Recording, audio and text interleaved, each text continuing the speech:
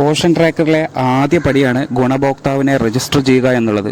നമുക്കറിയാം, പരിധിയിലുള്ള എല്ലാ ഗുണഭോക്താക്കളെയും നിർബന്ധമായി പോഷൻ ട്രാക്കറിൽ രേഖപ്പെടുത്തേണ്ടതുണ്ട്.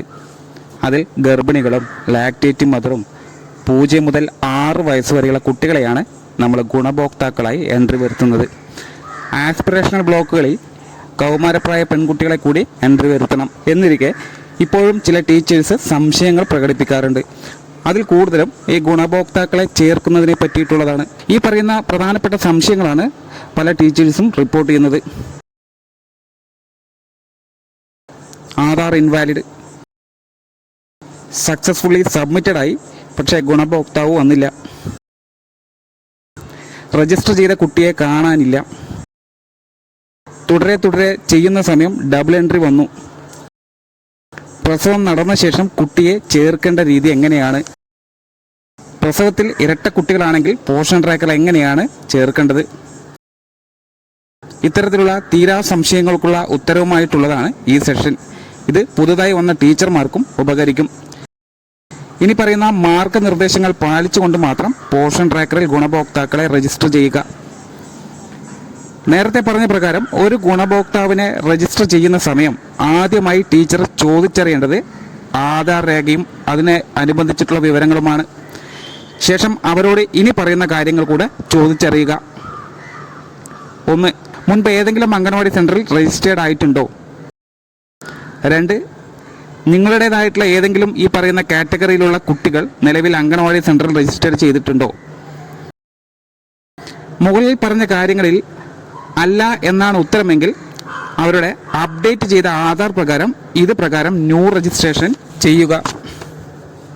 ആപ്ലിക്കേഷൻ ഓപ്പൺ ചെയ്ത് ബെനിഫിഷ്യറി ടാബ് ക്ലിക്ക് ചെയ്യുക. ശേഷം കാണുന്ന ഈ പ്രസ് ബട്ടൺ ക്ലിക്ക് ചെയ്ത് ഇതിൽ നിന്നും കാറ്റഗറി തിരഞ്ഞെടുത്ത് വിവരങ്ങൾ കൃത്യമായി ആധാർ പ്രകാരം രേഖപ്പെടുത്തുക.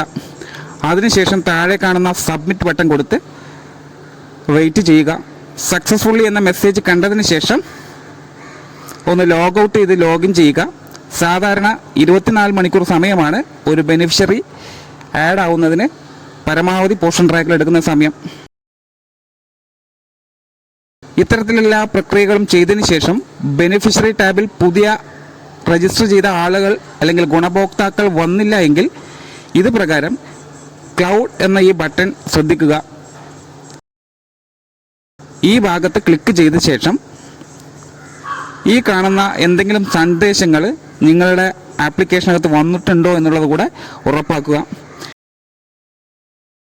ഇത് പ്രകാരം ആധാർ ഇൻവാലിഡ് എന്ന സന്ദേശമാണ് നിങ്ങൾക്ക് കാണാൻ കഴിയുന്നതെങ്കിൽ ഗുണഭോക്താവിൻ്റെ ആധാർ പ്രകാരമുള്ള ഈ 4 കാര്യങ്ങളിൽ ഏതെങ്കിലും ഒന്ന് തെറ്റായിരിക്കും.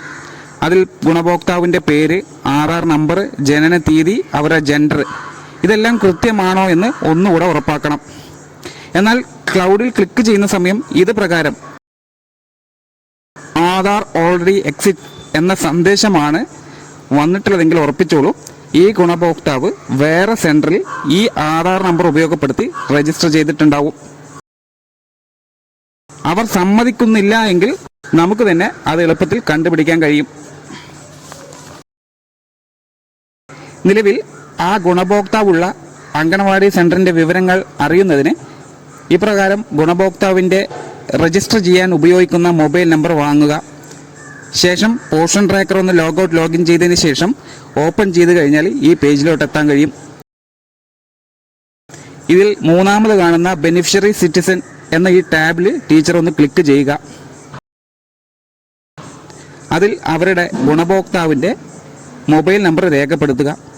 ശേഷം വരുന്ന OTP സ്വീകരിച്ച്, അതായത് ഗുണഭോക്താവിന് പോകുന്ന ആ OTP സ്വീകരിച്ച് ഇതിലേക്ക് എൻ്റർ ചെയ്ത് കഴിഞ്ഞാൽ ഇപ്രകാരം അവർ രജിസ്റ്റർ ചെയ്തിട്ടുണ്ടെങ്കിൽ ആ അംഗനവാടി സെൻറ്ററുടെ മുഴുവൻ വിവരങ്ങളും കാണാൻ സാധിക്കും. ഈ സമയം നമ്മുടെ അംഗനവാടിയിൽ ഇവരെ രജിസ്റ്റർ ചെയ്യുന്നതിന് ടീച്ചറുടെ പോഷൻ ട്രാക്കർ ആപ്ലിക്കേഷൻ ഓപ്പൺ ചെയ്ത് ടീച്ചറുടെ യൂസർ നെയിമും MPIN-ഉം കൊടുത്തതിന് ശേഷം തുടർന്ന് വരുന്ന ഭാഗത്ത് നിന്നും മോർ ഓപ്ഷൻ ക്ലിക്ക് ചെയ്ത് AWC മൈഗ്രേഷൻ എന്ന ഓപ്ഷനിലൂടെ ആ ഗുണഭോക്താവിൻ്റെ 10 അക്ക മൊബൈൽ നമ്പർ എൻ്റർ ചെയ്ത് സെർച്ച് കൊടുക്കുക.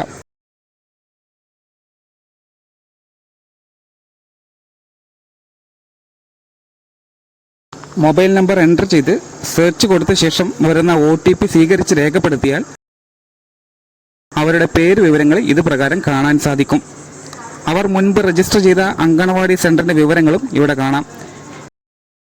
ഈ ഭാഗത്ത് നിന്നും മൈഗ്രേറ്റ് എന്ന ഓപ്ഷൻ ക്ലിക്ക് ചെയ്ത് ഗുണഭോക്താവിൻ്റെ ആധാർ നമ്പർ രേഖപ്പെടുത്തുന്ന നിർദ്ദേശം ലഭിക്കും. ഈ ഭാഗത്ത് ആധാർ നമ്പർ രേഖപ്പെടുത്തി സബ്മിറ്റ് കൊടുത്തു കഴിഞ്ഞാൽ ഇത് പ്രകാരം സക്സസ്ഫുള്ളി മൈഗ്രേറ്റഡ് എന്ന സന്ദേശം ലഭിക്കും.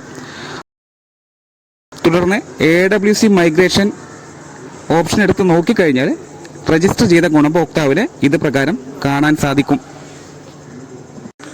ഇത്തരത്തിലുള്ള നിർദ്ദേശങ്ങളും സന്ദേശങ്ങളും കൃത്യമായി മനസ്സിലാക്കിയതിന് ശേഷം ഒരു ഗുണഭോക്താവിൻ്റെ രജിസ്ട്രേഷൻ പൂർത്തിയാക്കുക.